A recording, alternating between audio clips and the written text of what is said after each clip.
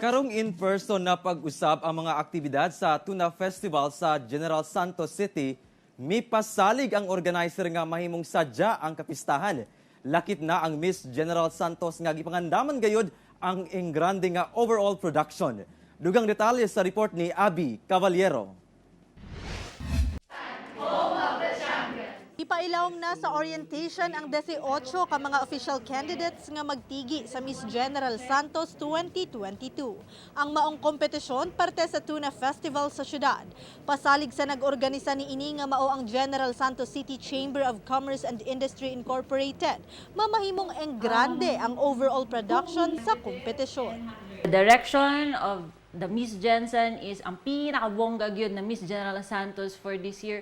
Wa jo mi kurat basta ang Gleo ang mohandle. For this year's Miss General Santos, we are having the tagline of the season of the queens. Lahat ng ating mga candidates are seasoned, prepared, they are celebrated in their own categories. These candidates are so hungry to represent Jensen in the national pageantry arena. Human ang duha ka tuig nga walay in-person activity sa maong kapistahan, siguruhon matod pa nila nga karong tuiga mabalik ang kasadya atol sa kapistahan sa syudad.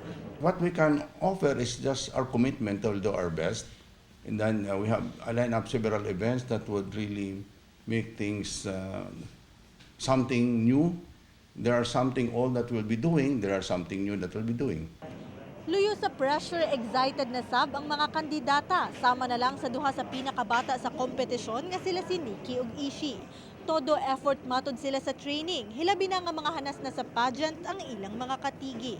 I have sacrificed so many things like my time and my efforts to this competition. We practice may Q&A, and apart from that, yung pasarela din po talaga because that really shows kung paano madalhin yung sarili mo in front of the stage. And yung challenge siguro is yung experience din, yun yung naging edge ng ibang candidates. And even though I'm the youngest, siguro isa po sa nilook forward yung experience talaga and yung mga matututunan ko with the other candidates. Matod sa Jensen Tourism Office nga ang koronahang Miss General Santos, dako ang mamahimong parte alang sa promosyon sa turismo sa syudad. Sa reception, kukunin din namin siya as mga one of our models in our collaterals and even our AVPs dito sa tourism ng Jensen.